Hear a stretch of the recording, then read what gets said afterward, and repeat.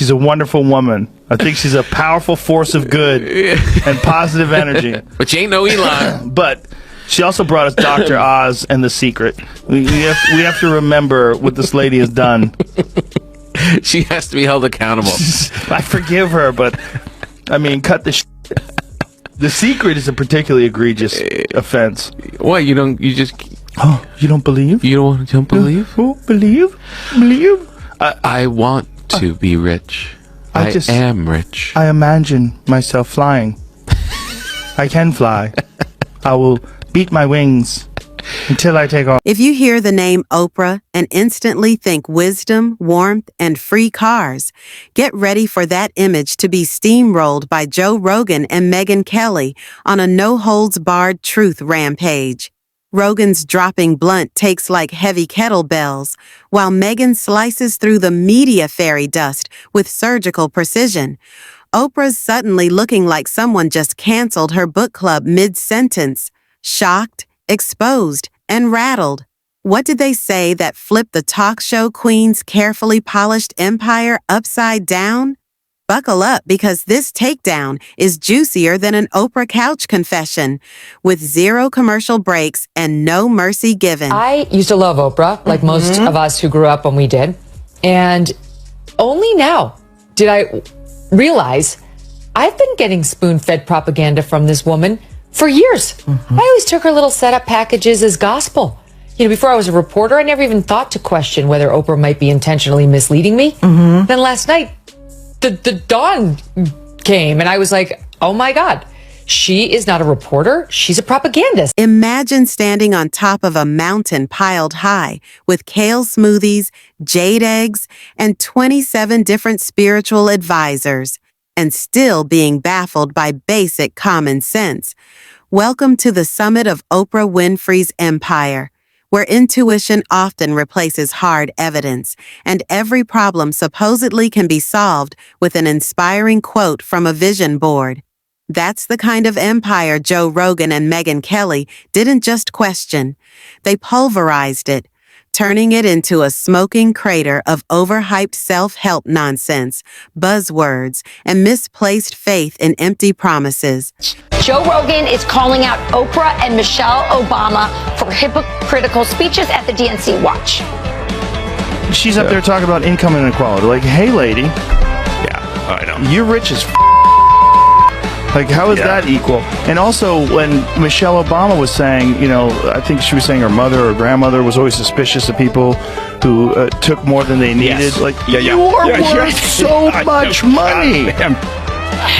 Take more than they need. The Obamas have 4 mansions. I mean, it's a bunch of rich people talking about rich. Rogan didn't come in swinging with fists. No, he showed up wielding a steel chair labeled logic, and Megyn Kelly followed close behind with a flamethrower marked accountability. Together, it was like tossing a TED Talk into a wood chipper and watching it shred to bits. Let's start with the glorious cult of Oprah. For years, she's been the nation's top-tier emotional GPS, except hers has no satellite connection. Instead, it just screams, "Believe in yourself," before careening straight into oncoming traffic. And yet, we all clapped along, bought the books, and eagerly drank the overpriced wellness Kool-Aid, infused with moon water, pseudoscience, and a generous dash of celebrity hype. What's up? Yeah. It was one of the more I want to say disturbing, but it was confusing when that was taking hold with people. When I had friends that were telling me that The Secret is real and that they imagined they were going to fulfill these childhood dreams that they had about whatever, being a fucking astronaut, whatever it would be. There's a couple people that I knew that were trying to tell me that The Secret was going to be the thing and that they had a vision board and they had photographs, they put pictures up of the things that they wanted, like them in front of large crowds and shit. And I'm like, oh boy. Them in front of large crowds. This is so not how it works. But then Joe Rogan, America's favorite cage-fighting philosopher, took one long, hard look at Oprah's glittering kingdom and bluntly said, "So no one's gonna talk about how this is just a high-functioning con game wrapped in sparkles?" Meanwhile, Megyn Kelly dove in head first, heels off, earrings tossed aside, like she'd been waiting her entire career for the perfect moment to call out this quinoa-fueled nonsense, exposing the hype beneath the glossy surface and challenging the empire's carefully crafted Did you see illusion. the Oprah interview? No. She's off the rails. Yeah, Off the rails. I heard about it. Into fucking wine mom country again. Wow. I'm a gun owner. Tim Walz is a gun. know that. If somebody breaks in my house, they're getting shot. Yes, I hear that. Tim Dillon is the best. Tim Dillon's like, she's saying gypsy curses. What is she saying? When was the last time Oprah actually spent time hanging out with a working class person in America? She's on her Montecito estate with one of the most beautiful mansions known to man. And that is why she did not follow up with Kamala Harris in response to that stupid gun question with, well, you're on camera saying that you favor mandatory gun buybacks. So how would that work? The Oprah enthusiasm worked when it was. And let's talk nonsense. Remember Dr. Oz, Oprah's very own Franken-scientist, hand-picked, polished, and promoted until one day he crawled out of the lab and tried to run for office like a sentient Whole Foods aisle? Rogan raised a single eyebrow so high it practically developed its own orbit. "This is your guy," he nearly screamed. The same guy pushing raspberry ketones like they're a super serum straight out of Wakanda. And then there's Dr. Phil, the Southern fried motivational menace, with a degree in whatever Oprah declares. Kelly didn't mince words. She basically held up a mirror to Oprah and said, "You launched a couch therapist whose biggest claim to fame is yelling at teenagers on daytime TV." Oprah just kept nodding along like, yes, healing. Rogan and Kelly didn't need to yell. They methodically peeled back thousands of affirmations to reveal what's underneath. A relentless branding machine selling manipulation and live your truth slogans that always seem to end with you buying a $39 bottle of essential oil. And let's not forget her book club, a kingdom of literature curated by someone who once recommended The Secret, a book that swears the universe is your personal Amazon Prime if you just manifest hard enough. Joe Rogan was practically frothing.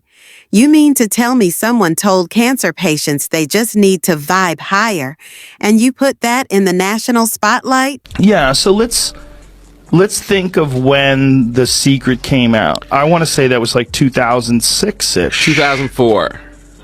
2006. Okay. Nice. So 12 years ago, she was 50 years old. How the fuck do you not know when you're 50 years old and worth $1 billion that that's not how it works? That it's hocus pocus. Yeah, it's not hocus pocus. Yeah. And to sell that to people is crazy. And that's a book that sold, I think I was reading, it sold somewhere in the neighborhood of 20 million copies. Wow. Is that what it says, yeah? Jeez. That's crazy. She's trying to shove messaging down my throat of whatever she believes, not what's real. So you remember she did that like kind of factual interview after the quote documentary of Michael Jackson? Yes. That was so dishonest. Yes. She did not raise any of those accusers' serious compromising facts when she had them right there. Maybe they're telling the truth, maybe they're not. But as a journalist, you have to at least ask. You know, you've got multiple lawsuits against his estate, sir. Might that be an incentive to lie? Didn't ask. Megyn didn't just raise an eyebrow. She raised the entire bar of journalism. This woman sold Think Your Way Out of Poverty to people who desperately needed real policy, not hollow positivity. What's even more spectacular is how Oprah rebranded herself as some moral authority, like she's America's living conscience. The very same person who helped build an empire of daytime drama, yelling guests, and feel-good fakery, now trying to be the Dalai Lama of brunch. Rogan, eyes wide, basically asked, "Did we all collectively forget this woman once hosted I Married My Horse type content back in the 90s? But the pièce de résistance? Oprah's transformation into a political influencer. Nothing says, "I'm just like you," quite like a billionaire lounging in a private vineyard, telling you which candidate feels right in her spirit. Rogan practically exploded at that feels right nonsense, like choosing a senator the same way you pick throw pillows. Megyn Kelly, arms crossed and voice like a buzzsaw, went straight for the jugular. Oprah has more money than the GDP of some small countries and yet still acts like she understands economic struggle. The only inflation she knows is when she marks up the price of her chai candles. And yes, those are real. Just when you think they're done, Rogan leans in like he's about to share the final boss secret. Oprah thinks she's above media bias, but her entire career is a masterclass in curated emotional propaganda. It's just cloaked in cashmere, designer scents, and overpriced candles.